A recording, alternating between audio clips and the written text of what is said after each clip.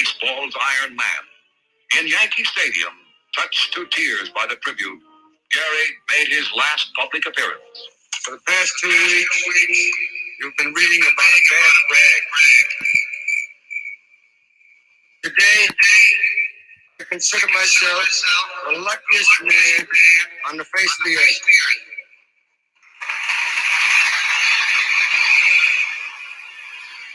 When you look around, wouldn't you consider it privilege to associate yourself with such a fine-looking man as is standing in uniform in this ballpark today? That I might have been given a bad break.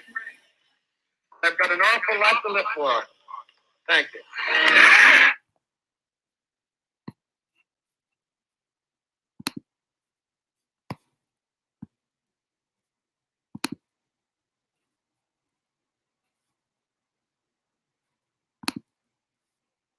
How we doing, guys? Welcome back to another episode of the Richie Hicks Jr. Sports Podcast. I am your host, Richie. Here with my guys, Mr. Idris Salam and Mr. Corey Rain. Lou Gehrig Day around Major League Baseball. And really quite the showing for my New York Yankees, coming from behind in very dramatic fashion against the San Francisco Giants. My apologies. We had a little lag on the pictures. My apologies, too. I was looking away. Nah, it's good, man. It's good. I was like, oh. Hey, man. I was waiting for the other intro to come up. I was like, say, I got like 2 more minutes. Yeah, that kind of goes into the whole point about my having a little issue on the keyboard here. It's all good, though. Great performance by the New York Yankees today. Really a kind of game that I think separates the elite teams from the teams that are still trying to get where they're going. Yeah. And what I mean by that is the best way to explain that is previous years,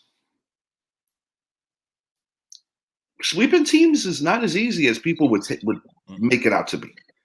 We started off our season with a sweep against a team that's been the big bad bully for us for quite some time. Of course, that team plays out in Houston. We're talking about the Astros, and the Astros have had their fair share of issues this year. Mm-hmm. Yes, still. That's good. Yeah, but, finishing the deal 7 out of 9 on the road.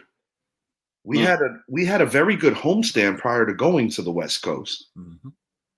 And I mean, the longest losing streak for the Yankees in the past almost 5 weeks has been 2 games. Pretty much 2 months. Yeah. 2 games. Yeah, the better part of 2 months. Yeah. And I think they've only lost 2 series all year. No, it's phenomenal. It's truly phenomenal that these guys are stepping up in the way they are. It's been almost like beating a dead horse with the points that we make about what they've done. But Garrett Cole tomorrow does a 50-pitch session, which means that he is very, very close to arriving.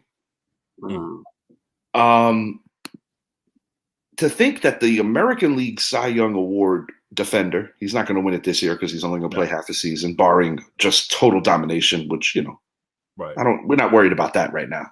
But we got our own Cy Young guy out there. Yeah, Luis Gil is making a case to be oh, wow, we're going to put this guy on an all-star team. Hey, he's smoking it, man. He's smoking it. I mean, his stuff is real. It was all about those mechanics and repeating that delivery, and he's doing it. So, truly amazing what he's been able to do. No question about that. And the thing about him is, I did not expect this out of him. Not this start he's having. I mean, like, wow, it's like crazy. And you're probably going to get next up. We got the Brooklyn Dodgers. I won't call them LA because we still owe them. I don't like the Dodgers. They are the former New York team used to whoop us. Polo Grounds, so I wouldn't warn, but still. I don't like the media coverage of them, and now that No, they I have don't. I hate Otani, them. I can't. it bothers me. Me too. 'Cause Me too. People Corey. like to really kiss Otani's ass. Oh my excessively. goodness. I still think he had something to do with the betting, but Well, in the words of Pete Rose, I wish I had a translator. right, exactly. Is that what Pete said? He's a funny guy. Yeah, Very good signed and everything. You gotta let Pete in, man. Yeah, signed and everything. Dorney looks at it every day of his life. You know, it goes without saying that the establishment known as the Major League Baseball Hall of Fame has had their fair share of hypocrisies. I think hypocrisies and contradictions would be two good words to start it up with. As you know, most of the sports fans of America know now, as well as the world for that matter.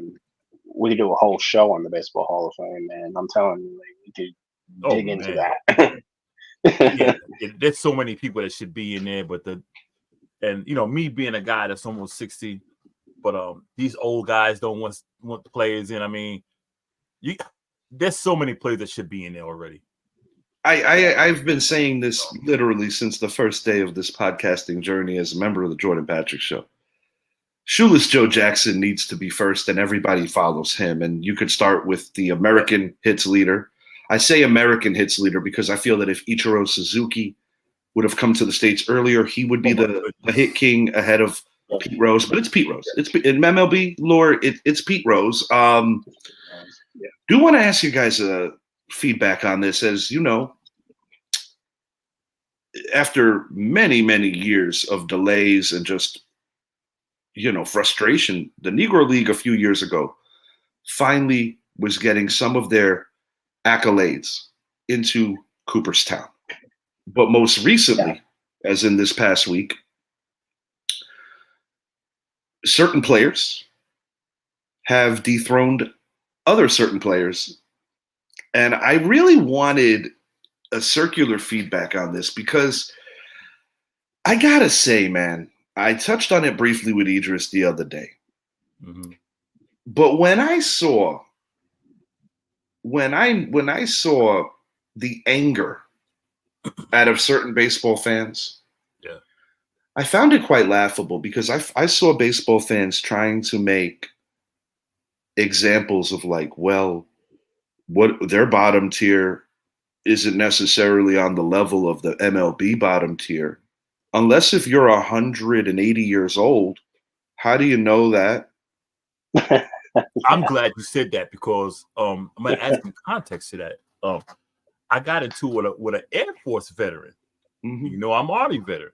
Mm-hmm. He said letting the Negro Leagues in is similar to letting the Confederacy. I said, you cannot compare the two. No. You cannot compare. And this is what I did. I went and got some information. And what's up, Brett? I went and got some information and found that when the Negro Leagues played the Major Leagues, as the level went up Major League, the wins went down. However, they held their own.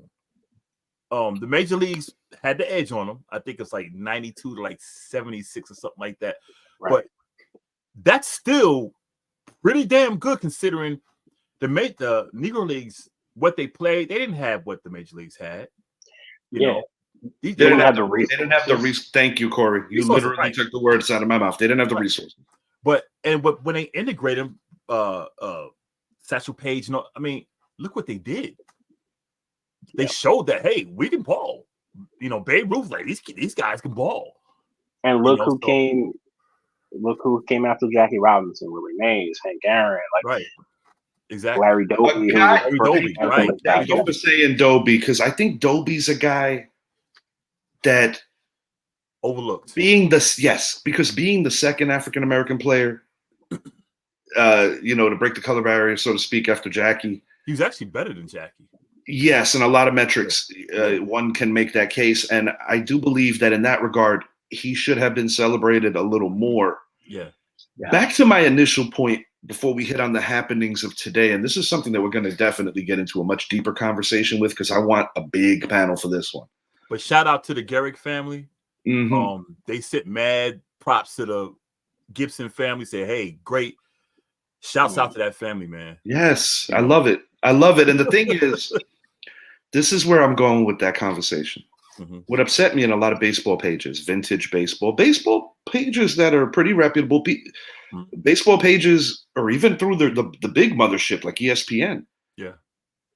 I noticed with certain Caucasian fans, predominantly Caucasian fans, I'm just going to say what I've witnessed in the comment. It is what it is. I'm frustrated that certain people would have the audacity to say, well, if that's the case, then why aren't we counting all the leagues in the Dominican or all the leagues in Japan? And it really was eye-opening just to the ignorance of it. I'm like, you knuckleheads realize that the people in these leagues were Americans, right? Exactly. And they didn't play in Major League Baseball because they didn't want to.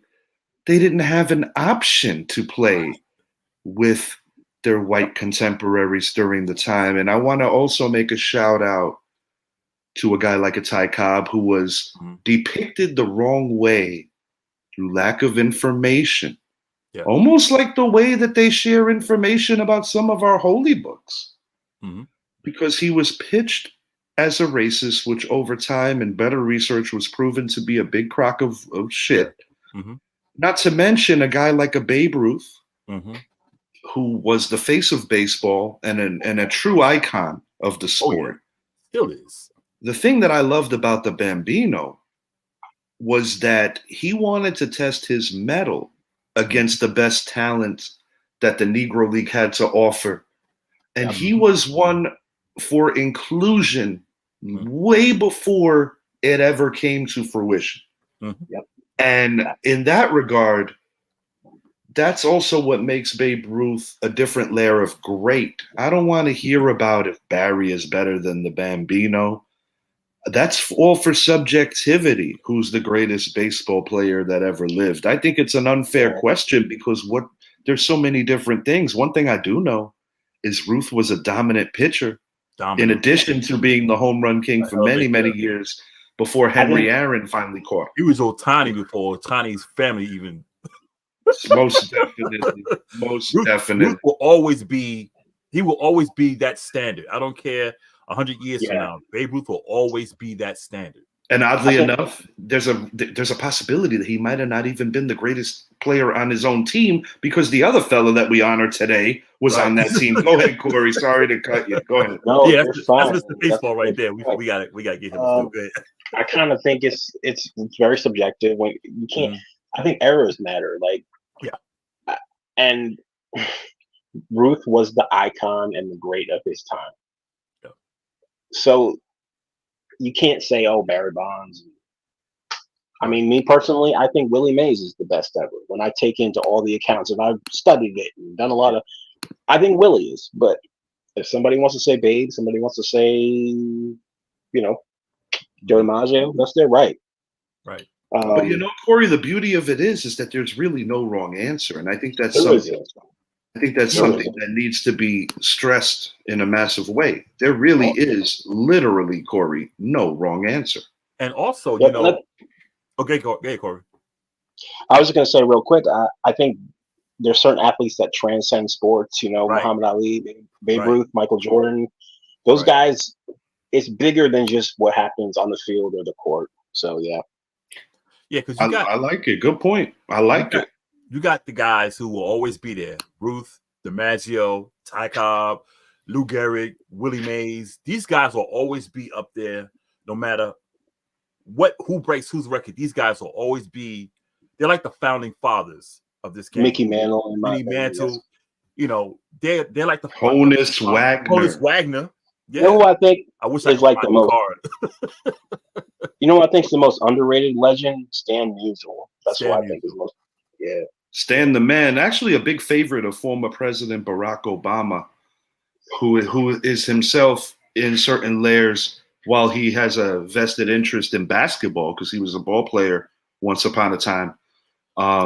He actually has a big affection for Major League Baseball. He very much knows his history, former President Obama. Yeah, it's like Warren Spahn and Warren Spahn. That's a shout right there. Oh God, who is another pitcher that pitched in his era? Well, I know.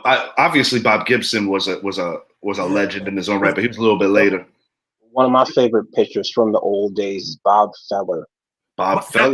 That's whose name I was trying to. The former Cleveland Indian. I was trying to get his name out of my head. I'm like, Dorney got me on that trivia question for Bob Feller because I froze because it's very much before my time. Yeah, this is the craziest thing about him. He was in Major League Baseball at 17 years old. Wow, he was a kid. Wow, he was a kid. That's what makes him so unique. He was just a kid. So I guess it's a check plus from the trio on the show tonight of our panel that we are for the inclusion of the records and jumping certain other icons. We are all okay with that.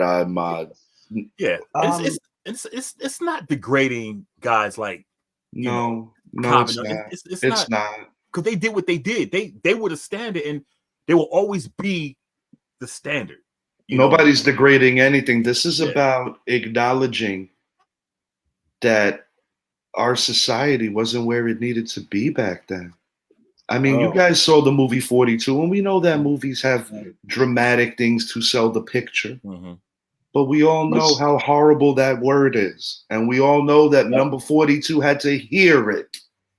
So and he wasn't just carrying his family, his wife, his children. He was carrying a group, a whole nation, a whole group of people for their future. So it ain't just about baseball, boys. This is about the NBA. This is about any sport that any African American was able to bust down the doors and make the kind of money that they are blessed to make in today's times. And not just African Americans, other minorities as well. Latinos benefited from what happened when 42 was in his heyday, as did some of our players from the Far East. This was not just about Black players. The sad part is that people that lived in this country, as recently as a week ago, I had to read that why don't we include, and it was mind-blowing to me. 2 days ago for me. Mind-blowing to me. Because as far as I'm like, are you guys this out of touch? Are you really this out of touch, guys? We need to always say this. I always say this. We, as far as we've come, we still got a ways to go. You're damn right we do. You're damn right we do. Show, y'all. We need to do a picture show one day. This was fun, and it wasn't even part of the topic. On our show this evening, we're going to be speaking about ALS, the disease that was named after possibly the greatest New York Yankee of all time. That's the beauty of being a Yankee fan. You actually have a few choices. Yeah. Is it Yogi? Is it George Herman Ruth? Is it Lou? Is it Mantle, the big? Yeah, you could actually have an educated argument about it. But today is all about number 4, all around Major League Baseball. We're also going to be hitting on a team that I have no other choice but to give ultimate props to. I'm talking about the Florida Panthers, who broke my heart.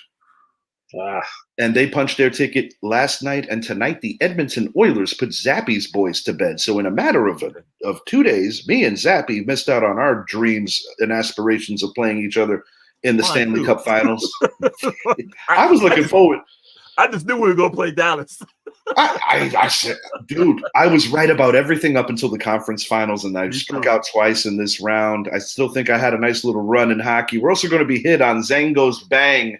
Is it time for the Bronze Bomber to call it a career?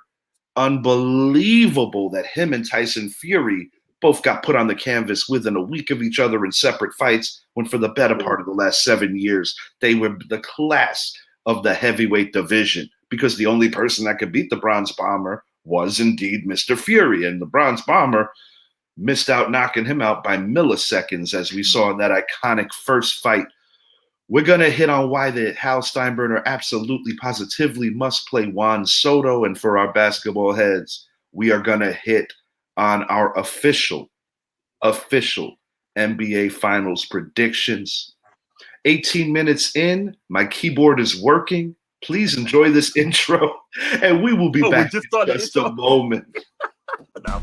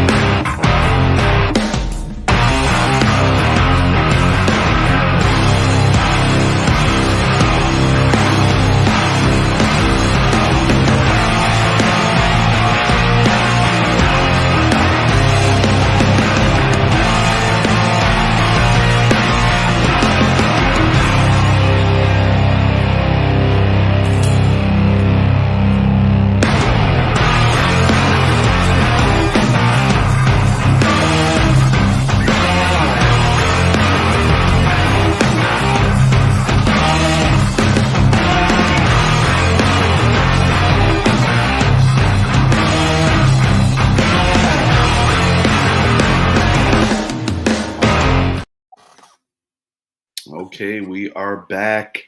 I'll tell you what, it happened exactly how it was supposed to, because I don't think if we didn't have that little blip with my keyboard freezing, we wouldn't have had that quality 18-minute conversation. So I'll take it as it comes. Yeah. I'm looking at my screen. I'm like, why is my logo covering my big ass head? I know. I was like, dude, I was dying. I was going to start laughing, and I said, let me get my face. The logo right over here. Yeah. I was like, let me get my face right, because I can't be a clown on my own show to start it off. But, those are technical difficulties. I'm going to put you on blast. I'm sorry, Idris. I got to do this to you because it's funny.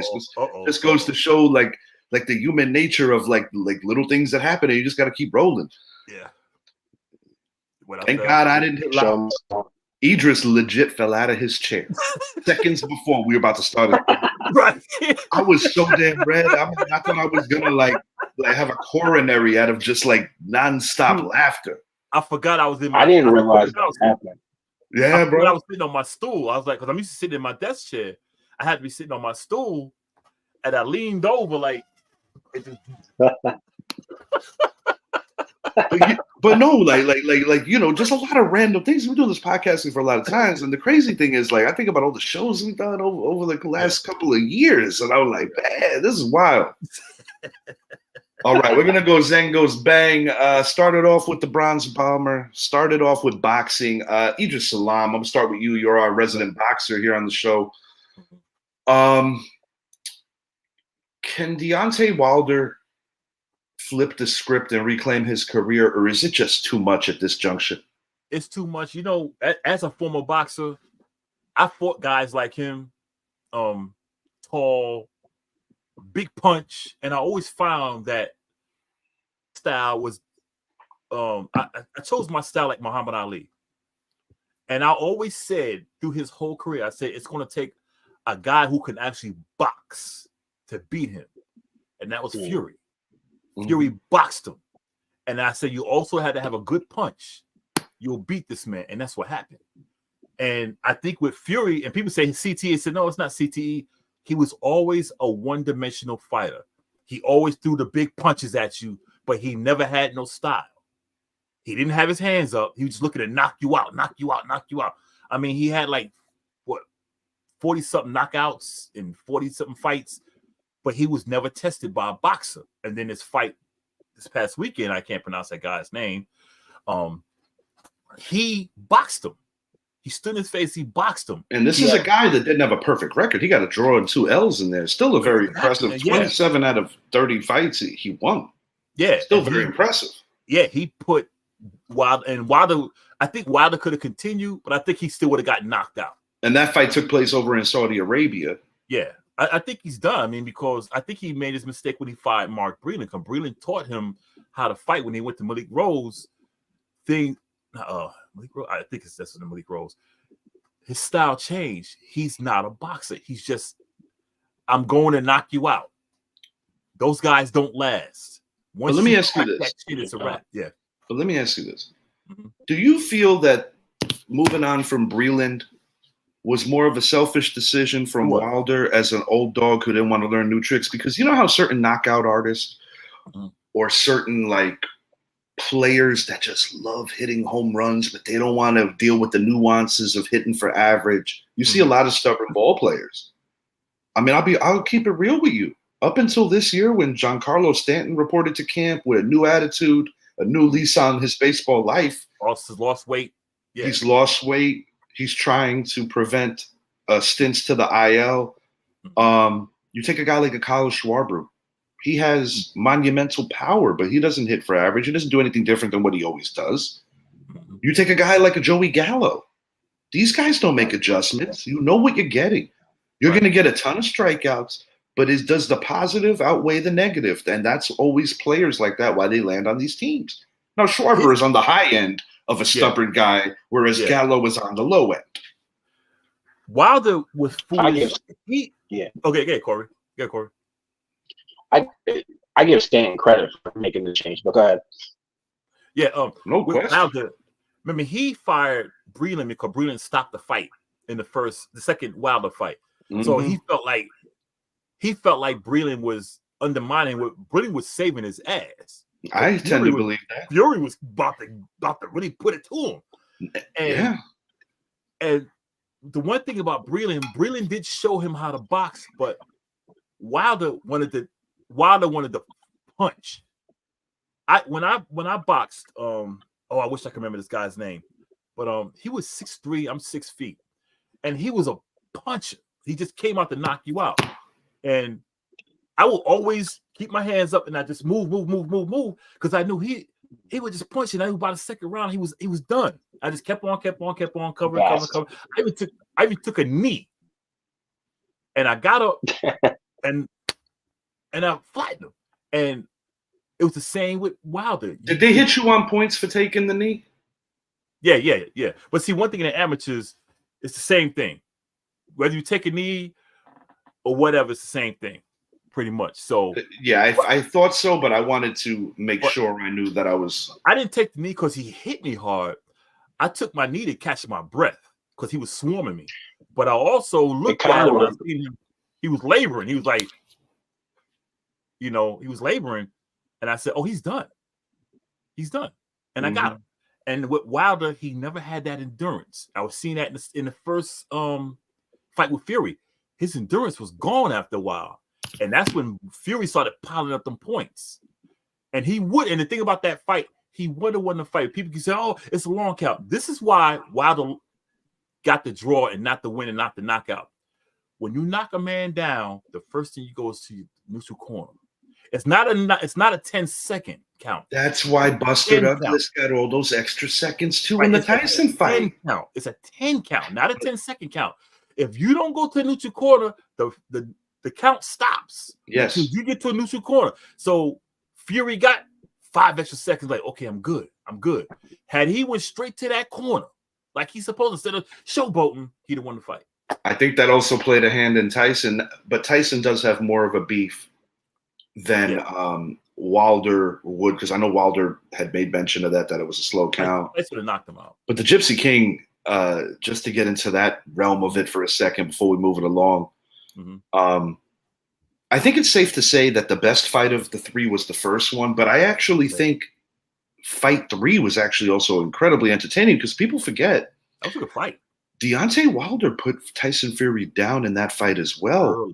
Early. That's what made these two so entertaining. But the most dominant performance, undeniably, was fight 2 when Fury broke Wilder's eardrum. Because when you get your equilibrium messed with, it's a wrap. It changes everything, because it's not even about pain. It's not even about nausea, which are all very real things. It's about your ability to have a very important sense when you're trying to protect yourself. Yeah, like the knockout punch. I tell people, because I took one knockout all because I showboated and the guy caught me. Well, actually, it was after the bell rang and I put my hand up and he caught me after the bell. Ooh. So they just called it a no contest. But the knockout punch, you don't feel it. You don't feel it.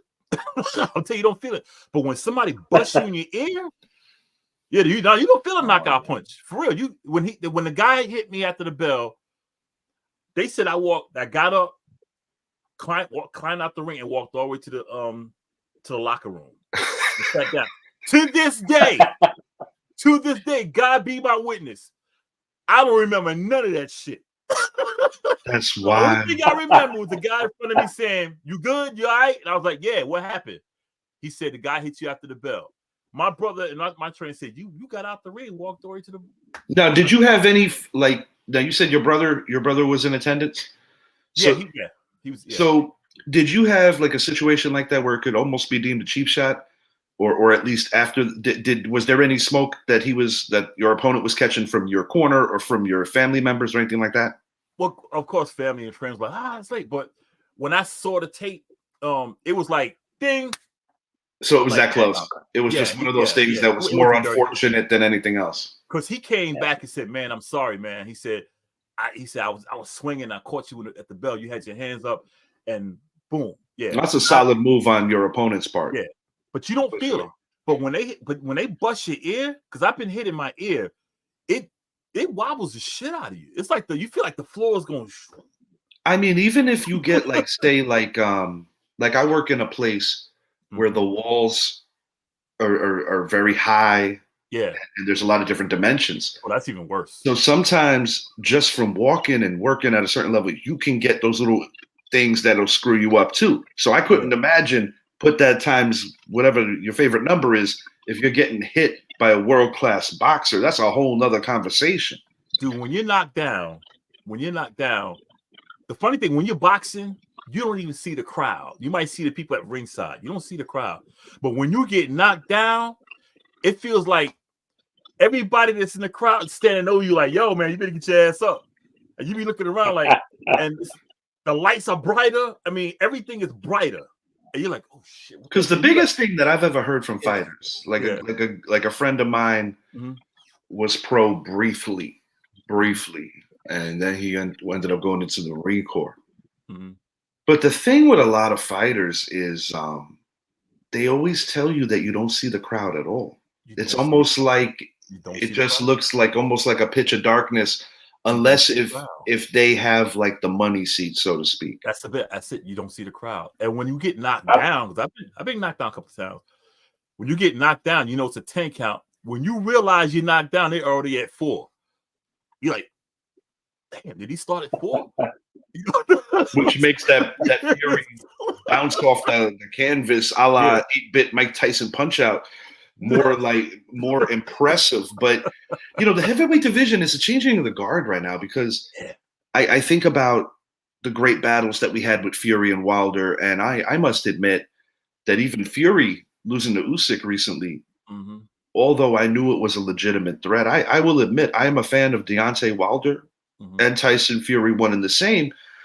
I pull for Wilder in a lot of scenarios, even though he pissed me off about his Mike Tyson comments, because truth be told, more times than not, I'm going to root for an American fighter before a fighter that's overseas. I did make the exception for Fury because honestly, Wilder started turning me off with his big mouth. Me too. But Wilder's someone who I've always been a fan of, and I will give him credit in the sense that, like we said at the top of this topic, a little selfish with wanting to only exude one part of his style, because he is a knockout artist. I would not want to get hit by that man. You couldn't pay me enough. That dude, that dude's very dangerous regardless of his recent struggles. But at the end of the day, you're looking at a 2.5, 3-year scale where he has not been able to protect himself nor be himself. I think he had thought about moving down cruiserweight. I think that might be his best bet, because he's built in everything he is. He's real lean. And I know Fury leaned on him. Fury put that weight on him. And that other guy that beat him this weekend, he was a big Asian guy. I mean, he wasn't a little guy. No, not by any means. And he was a guy that could prevent Wilder from cutting off the ring. Because I remember, last thing on boxing, we saw how Iron Mike early in his career would compensate for fighting guys that could cut off the ring, like say a Donovan Razor Ruddock. I think Corey's having an issue getting back in. That was me, my bad. I was trying to get it. I was trying to get him in, and you trying to get him in. like a Razor Ruddock, for instance, or even a Frank Bruno. Tyson struggled briefly with a couple of these guys before overtaking the fight. Ruddock had a cast iron jaw, so he could take Mike's big punches. He had a punch. Yes, he was a tough guy, and I guess what I'm getting at is post-incarceration version of Tyson. Mhm. Tyson didn't have that kind of head movement that he was so tough to hit as a moving target. He can move, yeah. Where guys like Lewis, Mhm. guys like even an Evander Holyfield who presented challenges for him because he was a southpaw Mhm. and because he was so just damn dynamic as a boxer. Mhm. Pure boxer. Because I remember when Tyson as well as Foreman were usually the two main attractions on HBO before pay-per-view took it all over. Yeah. And Don King's channel. And I remember saying to people, man, I hope Mike and Foreman don't get in the ring because my biggest fear was that George was going to get real hurt. Now, this is a young guy talking. Yeah. As I got a little older and saw how he fared against Evander Holyfield, I said, God damn. I said, he could fight with anybody still. He might not be the crazy man that Muhammad Ali knocked out. Right. But Foreman was still a dog, even in his 40s. And when he knocked out Michael Moore, I think the happiest guy in New York was my stepfather, Eddie, because him and Foreman were the same age. And he was like, this is the greatest thing that ever happened. You guys see the movie? It was good. It was pretty good. That was good. I enjoyed it thoroughly. I really did enjoy the George Foreman movie. It kind of went into the background of the struggles that he's been through and just hardships and, also finding his own way in peace because similar to the aforementioned Mike Tyson, Foreman, as a lot of us as men, find a bigger, larger purpose and a bigger, larger peace as we get older. But I guess the ultimate conclusion here, Tyson Fury might retire because of the sheer fact that he's done it all already and he finally got his first L, but he's going to make some more money before that. They got the rematch set. Yeah, absolutely. He's going to make some more money first, and I'm going to call it now. You're getting a trilogy out of that. Yeah. And as far as Mr. Wilder goes, phenomenal career. You have nothing to be ashamed of, but it's time to hang it up because you don't want it to be a quality of life thing.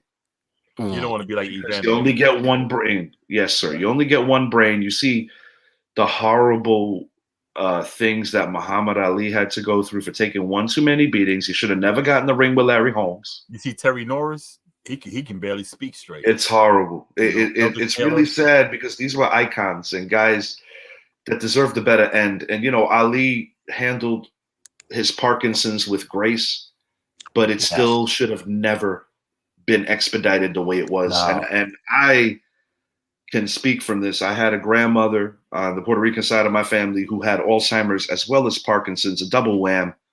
Jeez. And it's just so unfair. That's all I'm going to say. So, Deontay, get out while you still have what you have. You have a beautiful wife.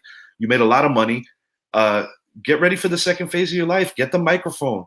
Yeah. Analyze the sport. Get healthy. I broke my hand twice. The second time I broke my hand, I was like, that's it.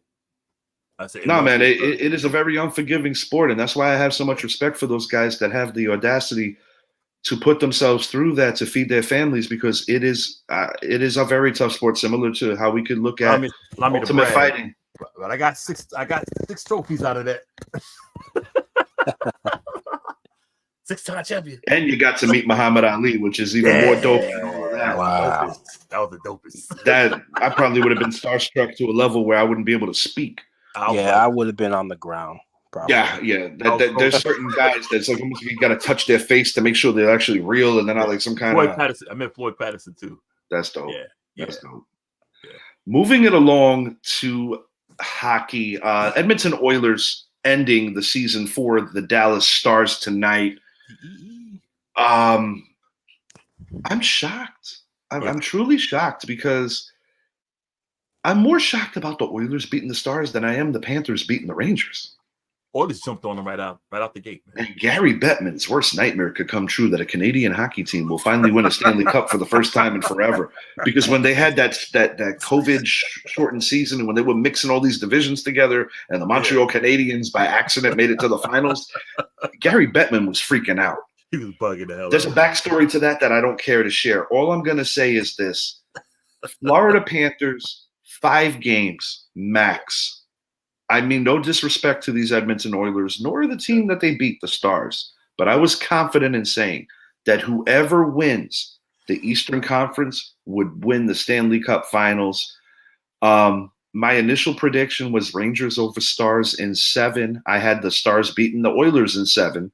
I had the Rangers beating the Panthers in 7. Obviously, they both ended on the 6. You know what? I'm going to give the Oilers 2. 4-2, Florida. Me 4-2 Edmonton. Really? I'm going Edmonton. You got Edmonton winning this? Yeah. Oh, damn. But after my cold streak of losing 2 conference finals, what do I know?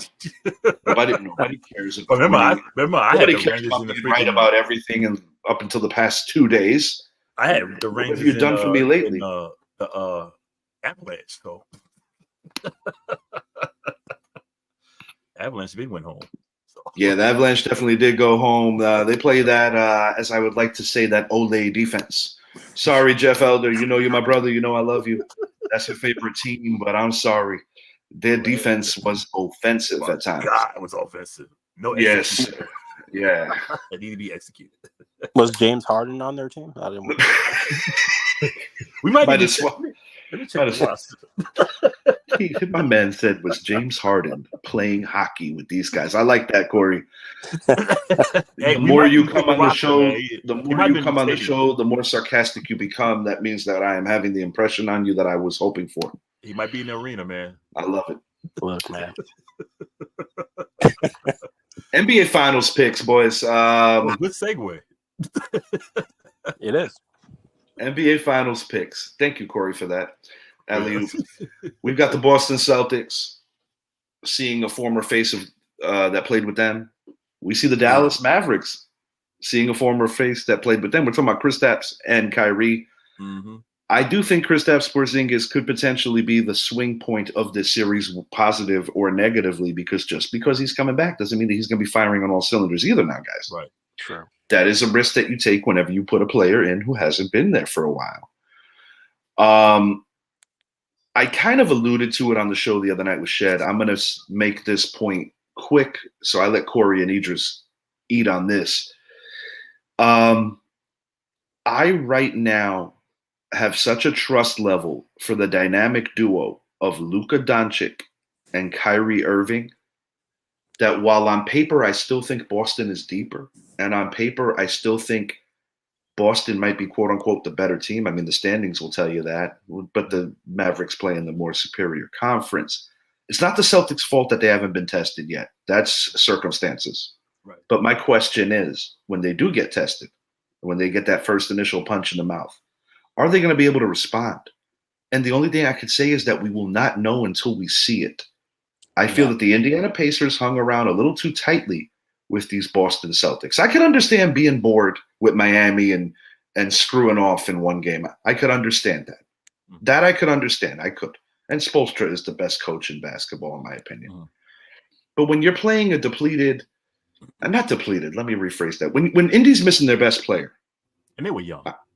They're young. Round 2. You know, they got the fortune of not facing Donovan Mitchell twice.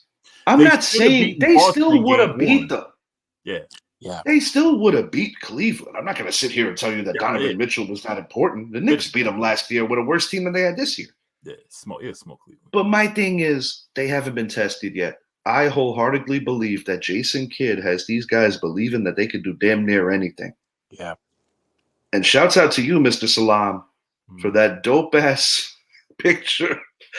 That's a la white man can't jump. When I see Kyrie with the Wesley Snipes hat in the back seat, bro, that brought back the memories, man. White men can't jump. I don't know about that Jack Harlow production. I'm talking about the original. That thing was. I'm going Wesley and Woody in 6, man. Brett Bandick has a prediction: Boston in 6, Jaylen Brown MVP. You are wrong, Bretsky. Wesley and Woody in 6. Wesley and Woody. I want that to be the case badly because I'm biased and I hate Boston, but we all do. Boston is the sexier team on paper, but I think sometimes like the perception of them is that they've done it before when they haven't done it. Right. So they need to prove that they can get punched in the mouth and actually finish the job. And, you know? Oh, I didn't know you said that, Bretsky. My bad. Go ahead, Corey. Continue. Oh, he put that in it. I didn't see that. When you're talking about Luka and Kyrie, who can fill it up and get buckets with anybody, you always have a chance.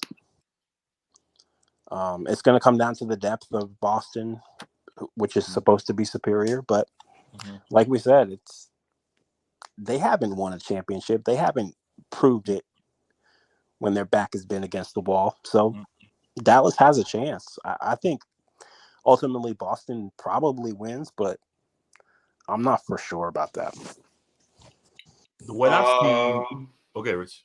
No. I'm just weighing what he said. I'm thinking about it. Go ahead, Idris. What I've seen the past 3 or 4 years, every time it came down to crunch time to win last year, the year before, Jason Tatum didn't show up. Exactly. They got big. They didn't just get beat; they got their asses smashed in the win or go home game. I don't have any confidence in him. I don't. Exactly.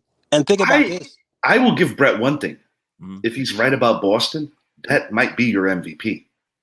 Yeah. That I'll give Brett. If it be anybody, it would be. Yeah. Unless if Porzingis comes back and turns into the magic man off the bench, which is possible too. I've seen crazier things happen. Look what Iggy did with the Warriors. You never know. I'm going Wesley and Woody. Wesley and Woody. Yeah. I like that, and I want that to happen, but I don't know. We'll see. Boston has been tested the past 4 years. It's their time. But it probably is. But they haven't done. Every time they were tested, what happened? Every time they were tested, they crumbled. Yeah. And the window is going to close eventually for them. They have to win this year, I think. They got to win this year. Yeah. They have to. Well, I mean, listen, I know that they're a really good regular season team. That goes without saying. The whole 14 and the damn near 500 record over the last X amount of years at home, that is mind-boggling to me because they're too good of a team to be losing at home at the frequency that they have. They are undefeated on the road, regardless of who's hurt, who's not. That is something to be proud of. That's not easy to do this time of the year. But at the end of the day, at least from what I've seen in my history of watching NBA finals, dynamic duos, for the most part, if they're clicking on all cylinders, usually get the better of really good teams that don't have that one alpha dog. And in my opinion, in the playoffs, no matter in my opinion, I think they got two dogs, and they're going to go alpha dog mode on the Boston Celtics. Mavericks in 7. That's big. Mavericks in 7, winning in front of the Boston faithful. And Kyrie Irving is going to do something petty and probably walk on that leprechaun one more time. You know he will. You know he will. You know he will. Do you realize? I will have the most petty shit-eating grin. And I don't want to hear, you guys hate on Boston. Because I've invited Boston fans to this show, and I have been denied. They like to get in the comments. They love to get in the comments. They love to do that. They love to talk about the Knicks and everybody else. But they won't show. They don't show. I've invited them. Listen, do you realize the level of sickness that the Boston fans will feel if that, like, for Kyrie to win the MVP? Like, come on. Mr. Rain, I'm with it because speaking of sickness, I've been rather nauseous the last 2 weeks with my Knicks and Rangers. I know, man. The Rangers, I thought were the shoe-in for the Stanley Cup Finals, not to win it, but to get there. And I thought the Knicks were the shoe-in for the Eastern Conference Finals, not to win it, but to get there. So I'm showing you unbiased nature. I had the Celtics beating the Knicks, and that was a healthy Knicks squad. That's me being humble. Right. If OJ would have lived, we probably would have won. Do you think there's any merit to fucking OJ?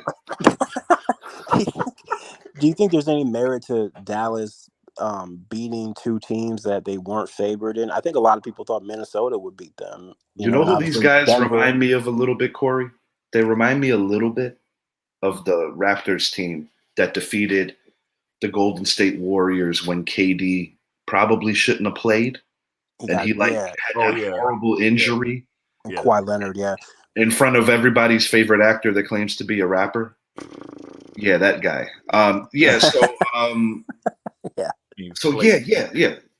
Flake. Yeah. So that's personally what I believe happened there. And I just thought of something because I'm a weird guy like that. That's a good parallel. Thank you. I appreciate that. There's something about the ANT on your name that just doesn't work out. You got Morant, you got Big Ant, and you got Durant. There's something about choking and hazardous Heimlich conditions that has to do with the ANT. I just thought of this right now. Maybe I'm overtired. Maybe I just love basketball. Maybe I just love seeing people with big mouths that don't shut the fuck up. But I want to say, go ahead, add Mr. to that Salah. one. You know what? Add to that one. You know Because what hurt him too? When people started comparing him to Jordan, I think that was a little much, man. Well, it's hard when people do, when you have the audacity to be like, "Oh, he don't have no left hand." His Durant, the first Ant. You know who I am. I hadn't seen him since then. You know, with the Brooklyn, with the Phoenix. Didn't that sensitive knucklehead say something along the lines on X a couple of years back when it was still Twitter? Something like "get your money up" or something. Yeah.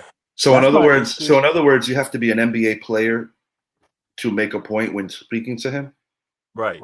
But that's a guy that I'm supposed to take serious when it comes to being battle tested. I said this on the whole show. Go ahead. Kevin Durant is one of the greatest players ever. But my beef with him has always been he just listens to the noise too much. Like, you're too sensitive. Stop worrying about that stuff. It doesn't. Hey, Corey, I got booted off of Twitter because of that knucklehead. Really? Yeah.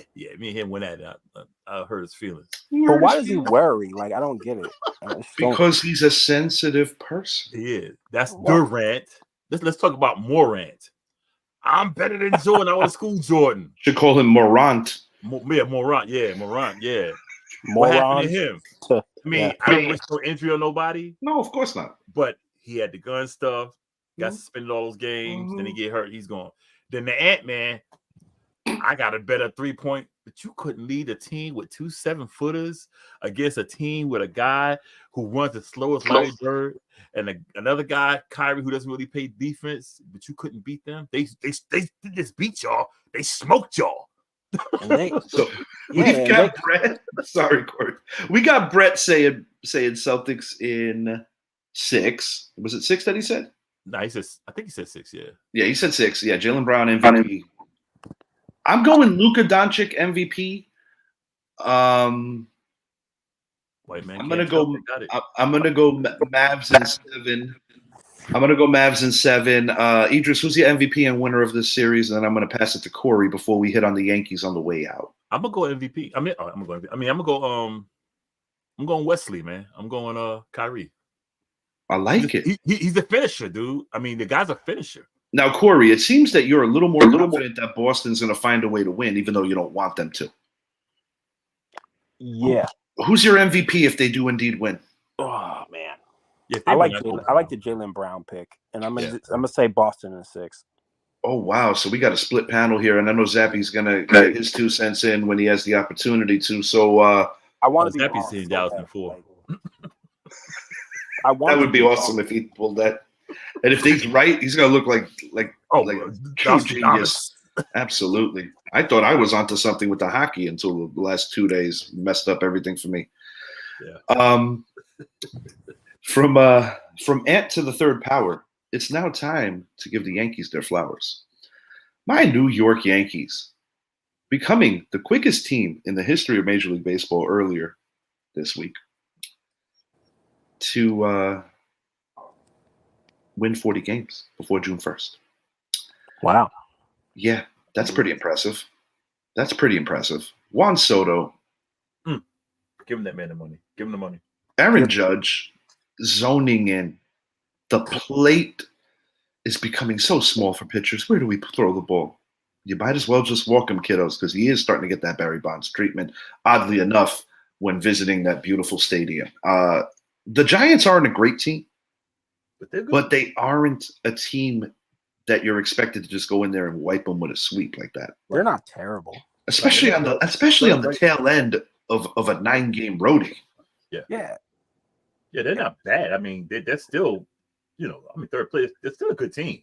They compete. They compete. They're in a tough Western Division, man. With the Padres and the Padres and the Dodgers, I mean, they're not bad. No, not by any means. But I'm going to pitch a question at you, Corey.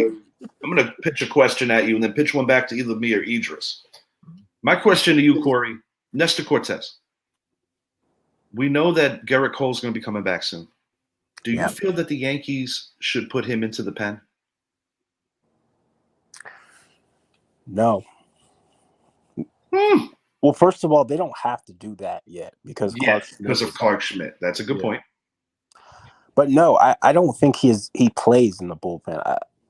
I don't see that as a fit. No.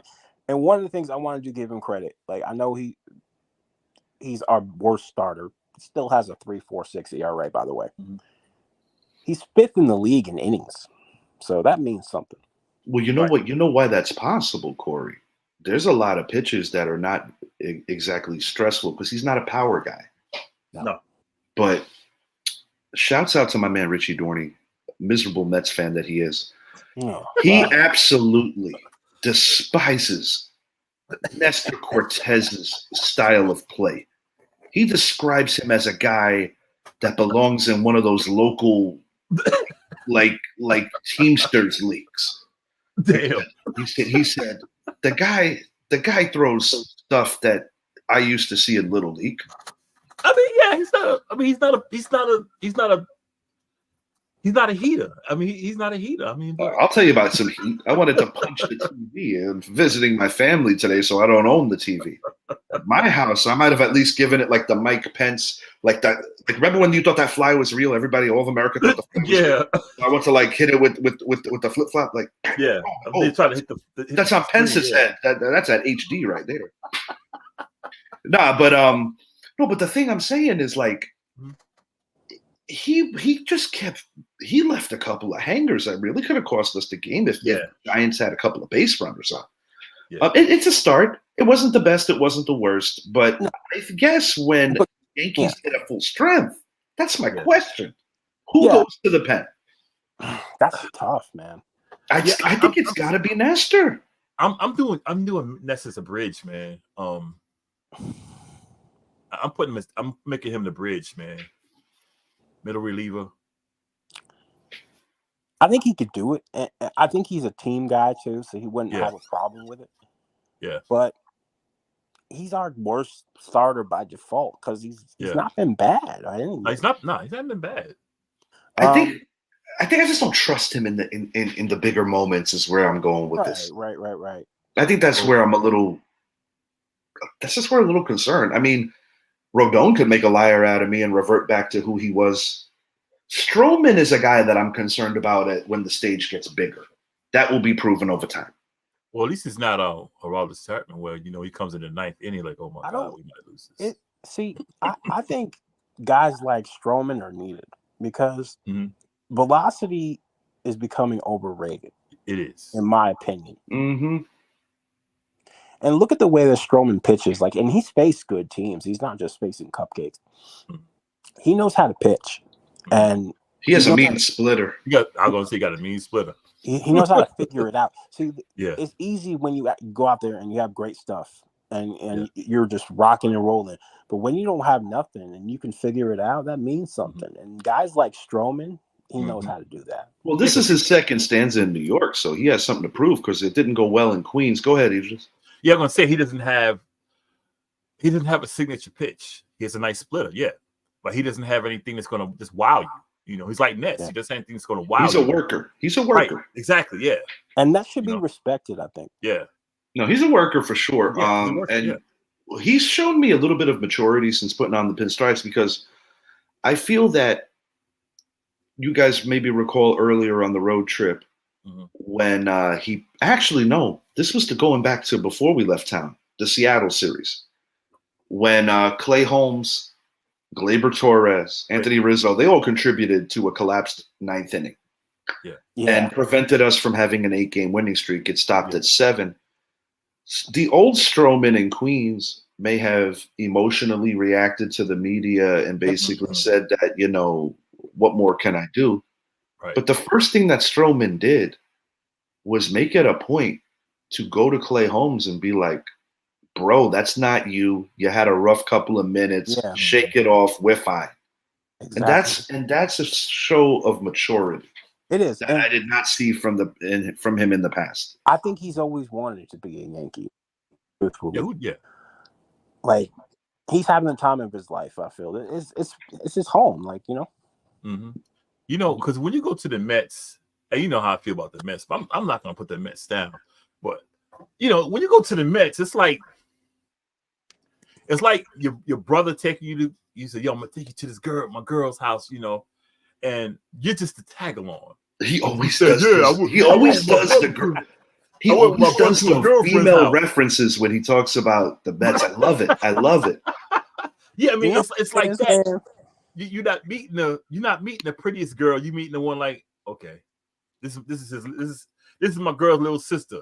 You know, she got the big glasses and the ponytail, looking like Pippi Longstocking. You know, she likes to read all of. Nothing wrong with that because I like to read. I'm a nerd too. But you know, she's that type of chick.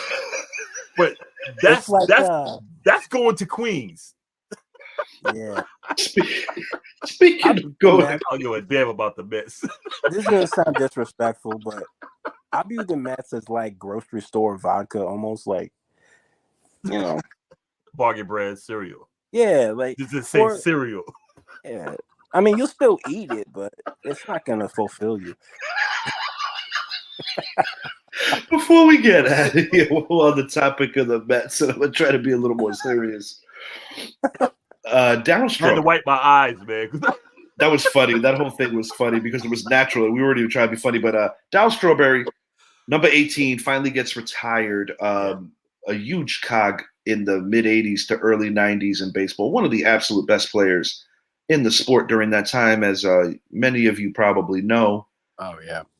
You know, addiction issues galore. You know, young and made a lot of mistakes. And you know, the 86 Mets, you know, Once Upon a Time in Queens is a good watch. If you love baseball, watch it. It's not about being a Yankee fan or being a fan of whoever. Watch it if you love baseball.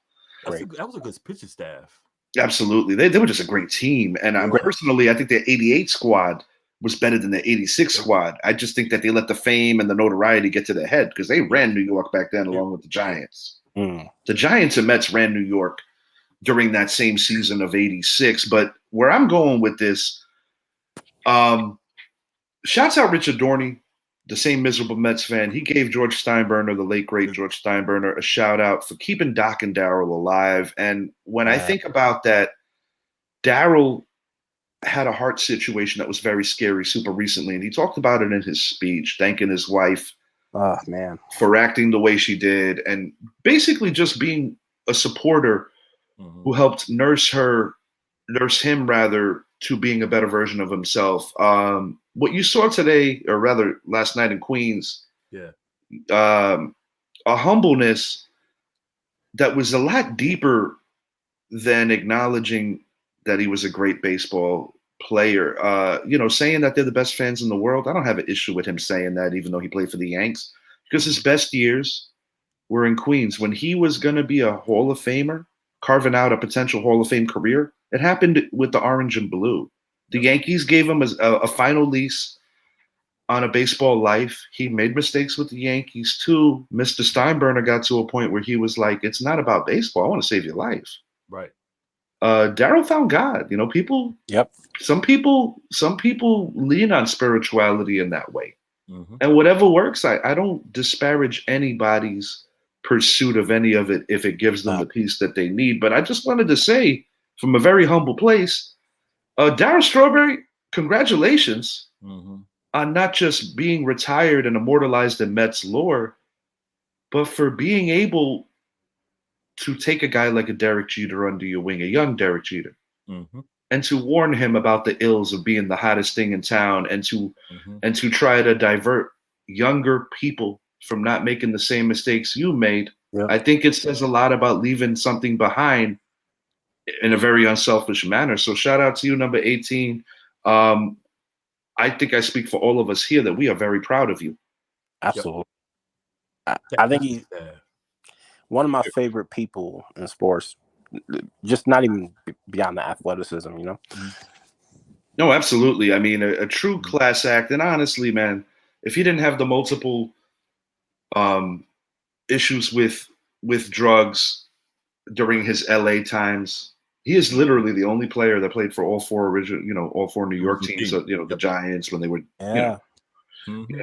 Brooklyn, Dodgers, but originally Brooklyn, Yankees. And I got to say, man, the 3 home run game in terms of Yankee lore, that lives on. That will always live on to me. Seeing him ding one in the old Shea Stadium. Yeah. And they almost had a moment of confusion. They were like, do we put the apple up? It's Darryl. Darryl Strawberry is a very charismatic cat, and I'm happy for him, man. I am, truly. Yeah. That pitching staff, man, they had Ron Darling, David Cone. No, Ron Darling. David Cone was part of that in the middle. David Cone, Dwight Gooding, and they were special. They were special. Sid Fernandez.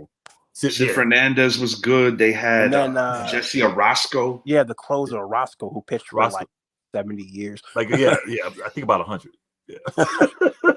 And the best thing that I could say about the 86 Mets, the best thing I could say about the 86 Mets as a humble Yankee fan is that their magical season of 86 required beating the Houston Astros, followed by the Boston Red Sox.